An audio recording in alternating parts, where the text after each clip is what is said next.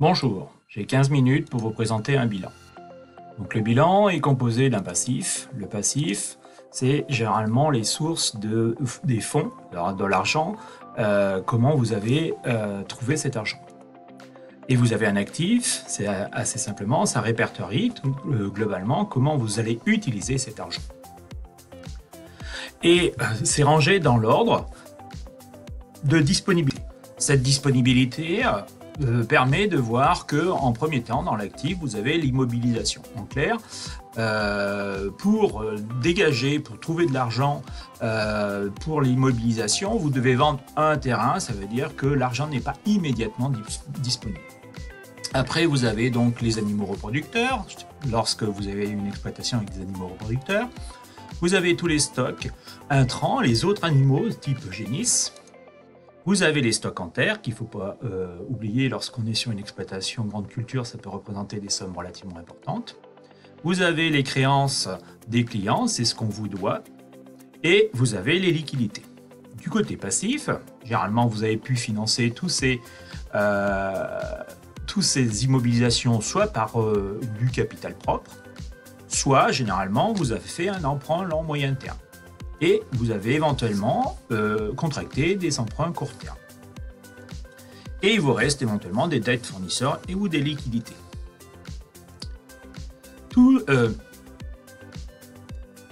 On distingue dans le passif les capitaux propres et l'emprunt long moyen terme. Les capitaux propres et les emprunts long moyen terme, on appelle ça les capitaux permanents. Alors, il reste... Dans le cas des sociétés, il y a les comptes associés. Les comptes associés peuvent être soit à l'actif, soit au passif. Lorsque les comptes associés sont dans l'actif, en clair, c'est les associés qui doivent de l'argent à la société. Les comptes associés, lorsqu'ils sont au passif, c'est normalement la place qu'ils devraient occuper. En clair, c'est la société qui doit de l'argent aux associés. Alors le problème des comptes associés, il faut faire extrêmement attention dans les sociétés, puisque généralement, quand on est par exemple sur un GAEC, père, mère et fils, généralement les parents laissent de l'argent dans les comptes associés, ce qui veut dire que lorsque l'enfant va reprendre la société, il faudra qu'on épure ses comptes associés et donc que la société emprunte pour rembourser aux parents. Et ça peut être des sommes de entre 6 et 20 000 ou 30 000 euros, ça ne pose pas énormément de problèmes. Quand on attaque 100 ou 150 000, ça veut dire que la société va créer des emprunts et des emprunts en long et moyen terme. Maintenant, on va regarder un des principaux ratios, le fonds de roulement. Alors, qu'est-ce que c'est que le fonds de roulement? On compare les immobilisations et les capitaux permanents.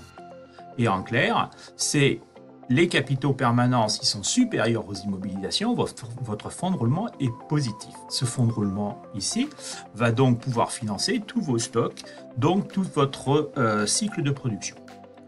Donc là, je vous ai illustré le cas d'un fonds de roulement positif. Maintenant, regardons le cas d'un fonds de roulement négatif. Vous voyez bien que les immobilisations sont extrêmement importantes, que les capitaux permanents ne sont pas suffisants pour couvrir les immobilisations, et donc vous avez un fonds de roulement négatif.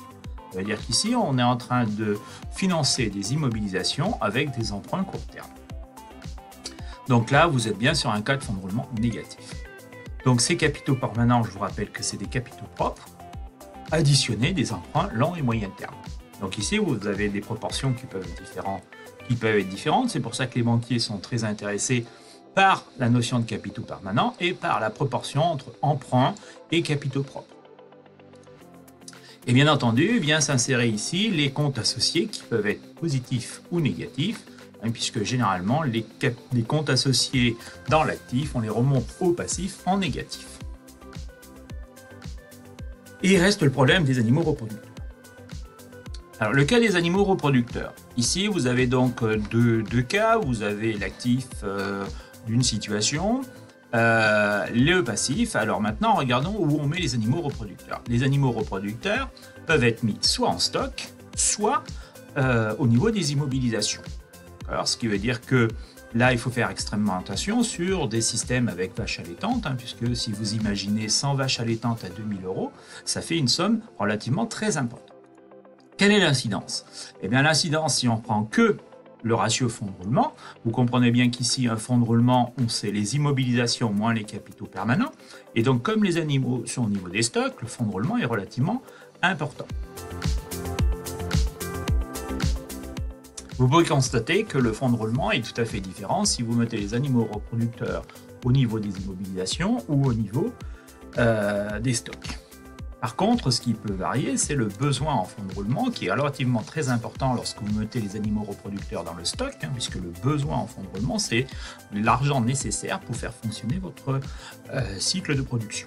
Donc, par ce biais-là, on peut induire des mauvaises interprétations. Par contre, ce qui ne change pas, ça reste quand même la trésorerie, puisque vous pouvez constater que le BFR d'un côté est relativement très important, mais le FDR aussi. Et de l'autre côté, le FDR est plus petit, mais le besoin en fonds de roulement également.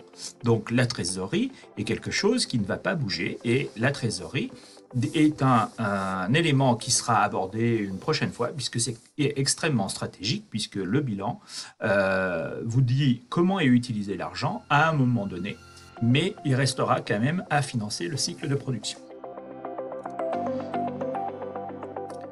Lorsqu'on regarde l'actif d'un bilan, ce qui est important, c'est de savoir où est l'argent. Ce que vous en avez fait, en fin de compte, c'est la part des immobilisations, la part de ce qui est immobilisé, donc qui peut être terrain, matériel, bâtiments, animaux, point d'interrogation, mais également la part circulante. Ça veut dire que c'est là où on a estimé tout à l'heure votre besoin pour faire votre cycle de production.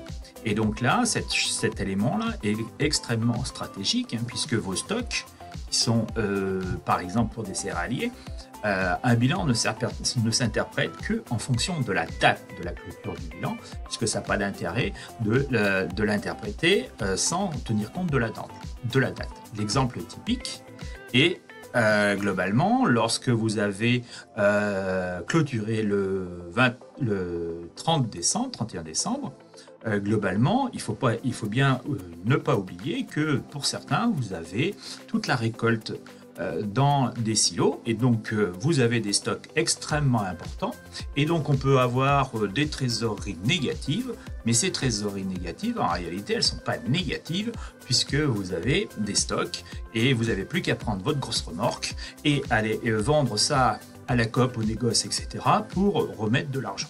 Par contre, au niveau des éleveurs, faites attention, le stock, lorsque c'est des vaches laitières, n'oubliez pas que vous ne pouvez pas vendre les vaches laitières. Si vous vendez les vaches laitières, vous n'aurez plus de lait et donc vous n'aurez plus d'argent. Donc c'est des interprétations qu'il faut bien tenir compte. Et un dernier élément, c'est de savoir est-ce que je mets ou je ne mets pas les terrains dans le bilan.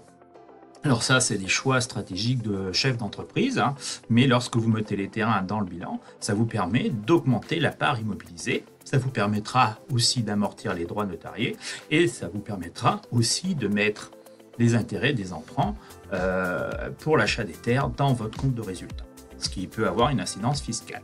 Voilà pour cette partie sur le bilan et j'espère que ça vous a permis de comprendre un peu mieux l'intérêt d'un bilan.